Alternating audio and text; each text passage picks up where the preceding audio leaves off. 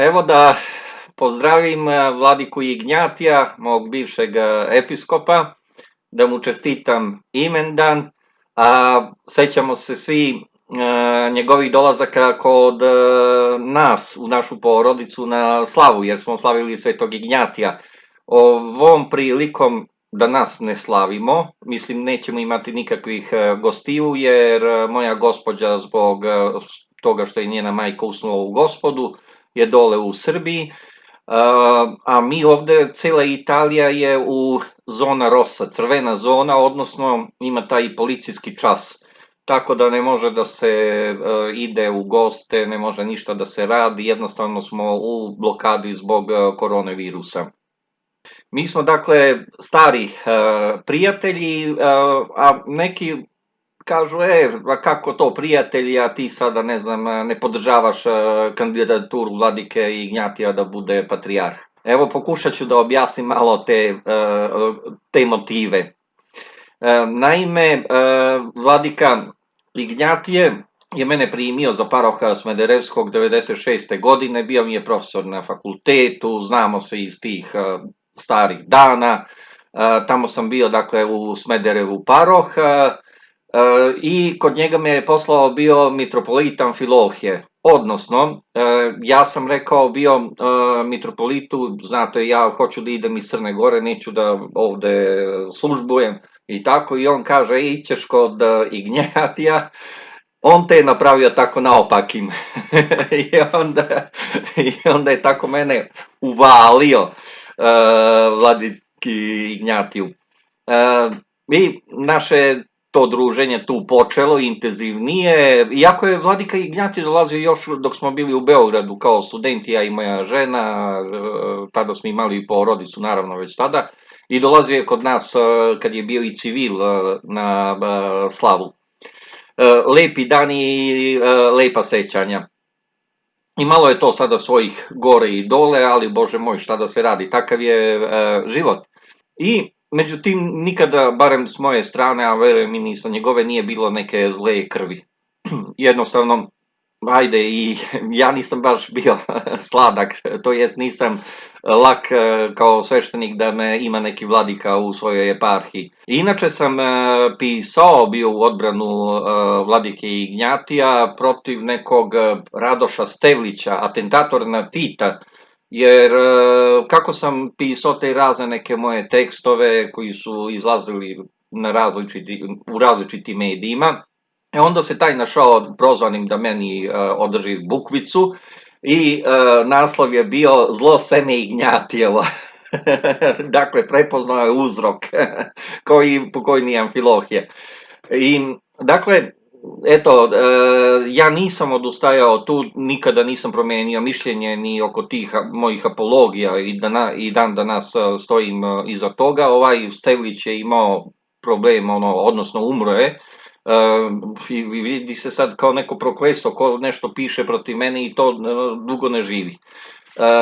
I takođe sam pisao protiv ovog napada od strane zlog patuljka, ekskomuniciranog vladike Artemija, evo i on se prestravio u Gospodu, tako da jednostavno nalazio sam da su te kritike apsolutno neutemeljene, da nemam blage veze sa životom i tako dalje.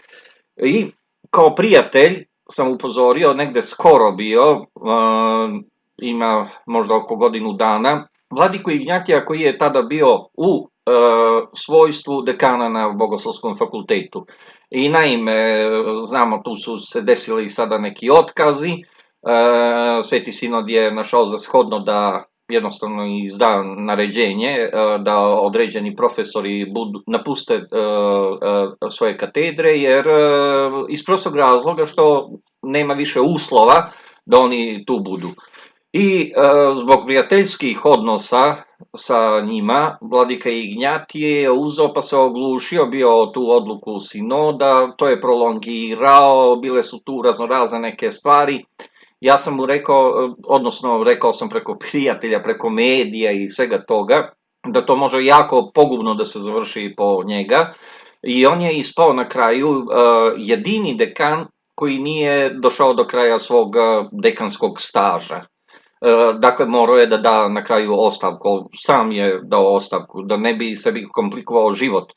Međutim, jedno je bilo iznenađenje kada je on uopšte prihvatio bio kandidaturu da postane dekan. To je mene neprijatno iznenadilo, nisam očekivao, jer sam računao na neke druge njegove stvari, da ipak on voli da ima neki miran episkopski život, da se bavi time, da se više posvećuje svojoj eparhiji, a biti dekan to je zaista zahtevno, zahteva celog čoveka. I onda ni najmanje nije lako baviti se time. I takođe je čovek ostao na katedri na kojoj je predavao. Znači, to je bilo gomilanje obaveza. Po meni bespotrebno, i to ne samo po meni, nego još nekim drugim ljudima. Međutim, on se prihvatio toga zbog toga što je politika te anticrkvene grupacije iz crkve. Dakle, ti ljudi koji su se pokazali apsolutno necrkvenima i da rade protiv interesa crkve, koji žele da fakultet bude apsolutno laički i da on postane sada neka duhovna akademija, a oni da naprave svoj teološki fakultet koji će biti van domena crkve. Da crkva znači ne može ništa da tu kaže. Čovek se ismeva sa pokojnim patrijarhom navodeći tamo, ne znam, antihrist, posle ga proglasi za đavola, sve to, a profesor na Bogoslovskom fakultetu. Taj u nekoj ozbiljnoj crkvi bi izleteo na glavačke posle pola sata. A kamoli da još buni se i traži svoja neka prava ili ne znam šta. A znao je na samom fakultetu da uzima 2 plate. Ne samo jednu.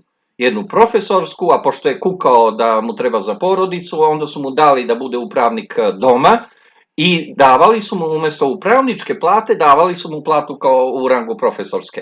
Pa to nema nigde. Takva nezahvalnost, bezobrazluk, drskost, ne znam kako to da nazovem. Ali to su ovi naši moderni i fini i pametni koji se približavaju ovom svetu i prozapadno orijentisani, apsolutno. Ali u lošem smislu, jer mi možemo od zapada da imamo jako velike koristi i da preuzmemo jako lepe ove stvari iz tradicije, da sledimo nešto što je dobro.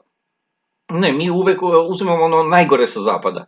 Tako da mene to ne raduje, ok, integracije sa zapadom, razmena i ostalo, jer jednostavno smo tu, ne možemo mi da zatvorimo sad u neko naše geto, ali nekritički ili slugeranski odnos prema zapadu to ne smemo da imamo. Inače ćemo da ne stanemo, znači izgubit ćemo i ono što je dobro kod nas.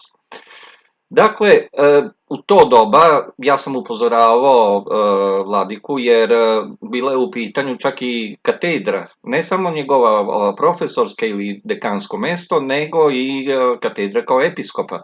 Jer ne možete vi da ne izvršavate odredbe sinoda.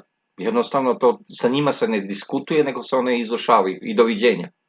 Ovi subdoli, što bi rekli Italijani, zakučasti, što bi rekli braća Hrvati, su uspeli da na kraju izmanipulišu vladiku Ignjatija igrajući na kartu njegove dobrote i prijateljstva, jer on ima iskrene odnose sa ljudima sa kojima jeste prijatelj. Dakle, nije prijatelj iz nekog interesa ili koristi.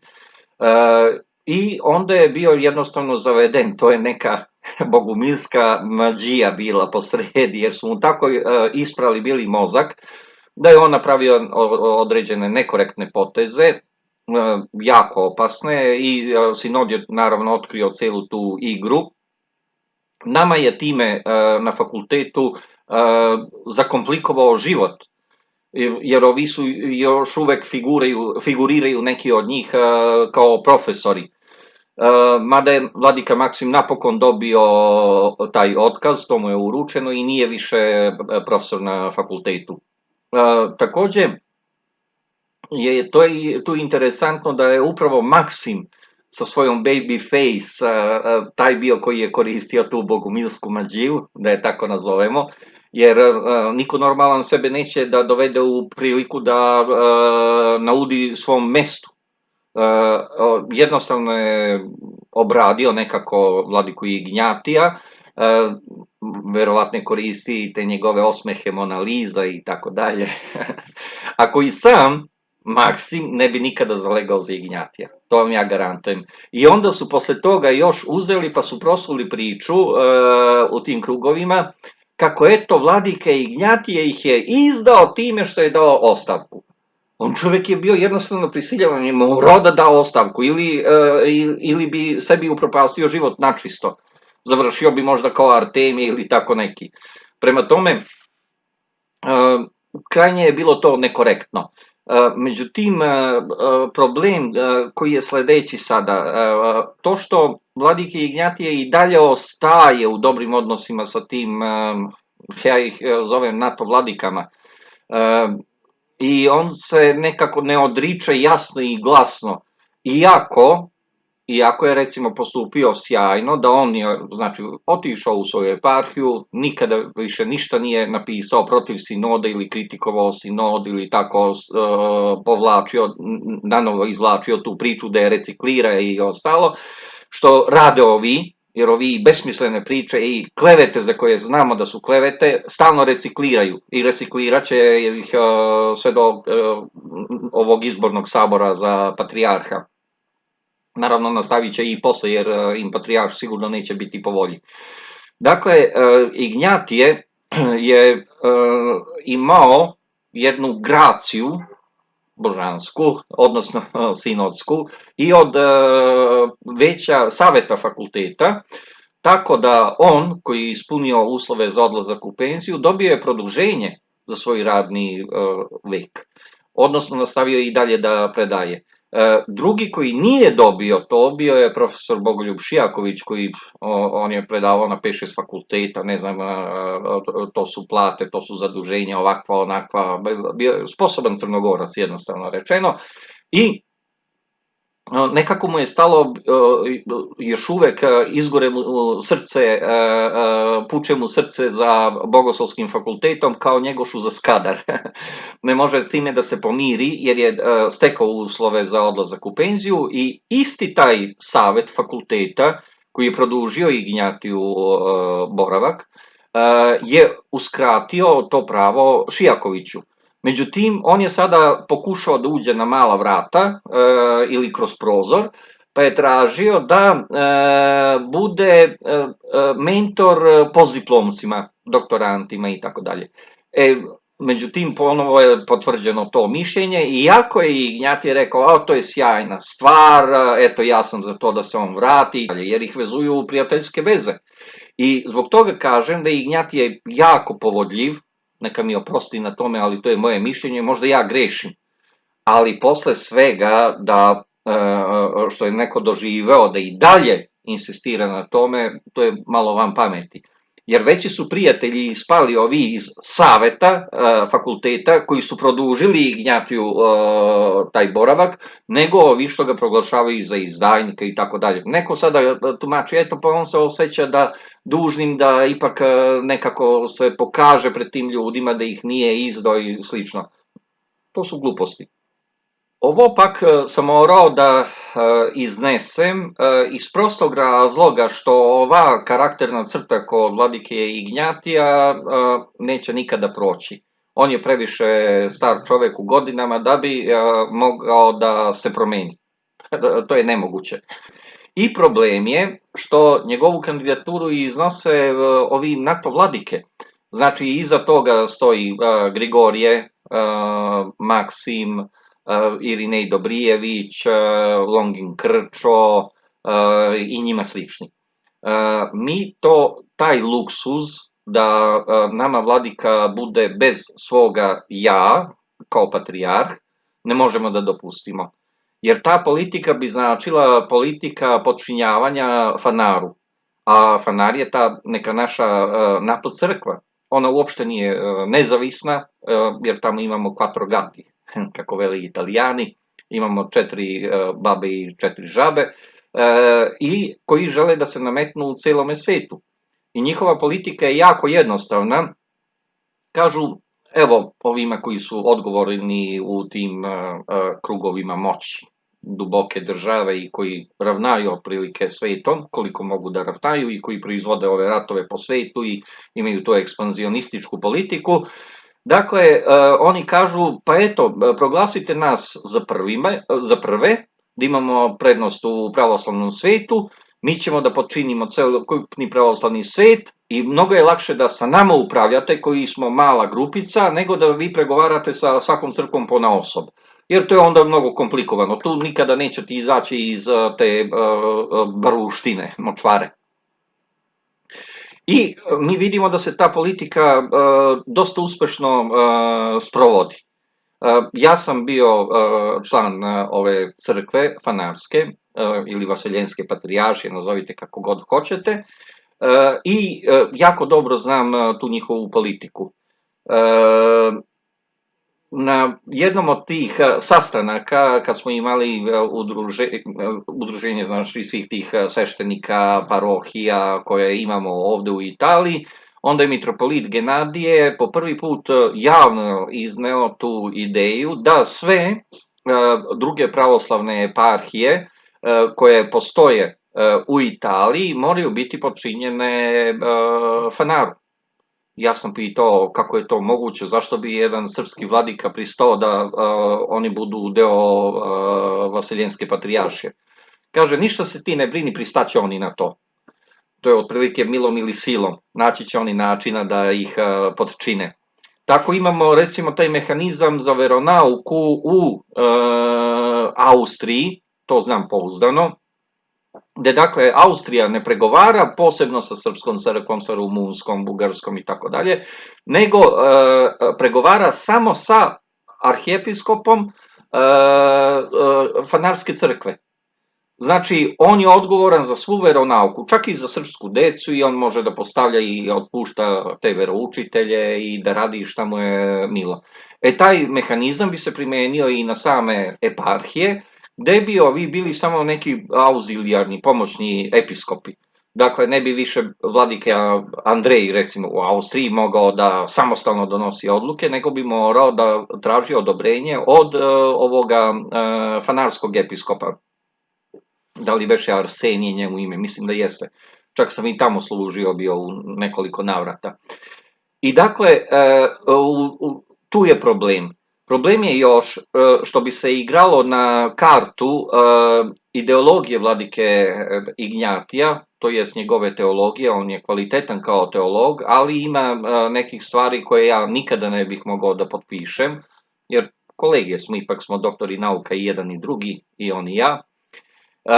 To je preslikavanje principa koji važi u teologiji, odnosno božanskom životu, monarhije Boga Oca na samu crkvu, gde se kaže da je crkva, koja je ova zemaljska, u stvari po modelu Svete Trojice. To uopšte nije tačno, to nemamo u Svetih Otaca, to može neko da siluje tekstove, da se iživljava koliko mu je milo, ali to jednostavno nije tačno. Jer onda po tom modelu se kaže da kao što u Bogu imamo prvenstvo Oca, tako sada u crkvi na svakom nivou parohije, eparhije, mitropolije, arhijepiskopije imamo prvoga, ali i na nivou univerzalne crkve imamo prvoga. A ko će to da bude? To će da bude Vartolomej, carigradski patrijarh koji sebe naziva vaseljenskim patrijarhom. Dakle, taj subordinacijski teološki tip donikejske teologije, jer od Nikeje i nadalje imat ćemo jednu ipak panoramsku ontologiju, teologiju u stvari, gde će se postaviti na istu ravan, božansku, sva tri lica, Otac, Sin i Sveti Duh. Dakle, monarhija je samo uslovna u tom unutrašnjem božanskom biću. Ne možemo mi da tu sada primenimo istu sliku na ovde zemaljske stvari. Bilo bi potpuno iživljavanje, primenjivanje takvog jednog modela na crkvu. Prema tome, postaviti jednog čoveka da vlada vaseljenskom crkvom, to je teška besmislica i u teološkom smislu, a sa druge strane je i u istorijskom. To nikada nije bilo. Papa je imao određene prerogative, imao je pravo apelacije, ali on nikada nije mogao da postavi, recimo, konstantinopoljskog patrijarha. Mogao je da lobira, to je već druga neka kategorija. Istorija crkve nas uči da je to pravo bilo jako ograničeno. Bio je primus inter pares otprilike, iako je imao određene prerogative koji nisu bili čisto i ceremonijalnog tipa. Imao je dosta svog uticaja. Međutim, sada kada bi došlo do, recimo, sjedinjenja katoličke i pravoslavne crkve, budite sigurni da bi Vartolomej tražio od pape da mu se počini. Dakle, da Vartolomej bude taj koji će da bude prvi, a papa odmah iza njega. Znači, do njega.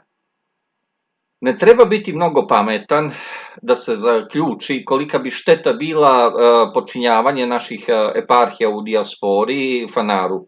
Ne samo sa ekonomske strane, nego i sa ove nacionalne strane i sa bilo kakve strane. Dakle, to bi bilo pogubno i za samu državu Srbiju kao takvu, jer bismo izgubili svoju dijasporu, a znamo koliki je značaj sada te dijaspore. I to možemo da se osvrnemo i po našem komšiluku. Recimo, Bugarska živi od te svoje dijaspore, Rumunija živi od te svoje dijaspore, Albanija živi od svoje dijaspore.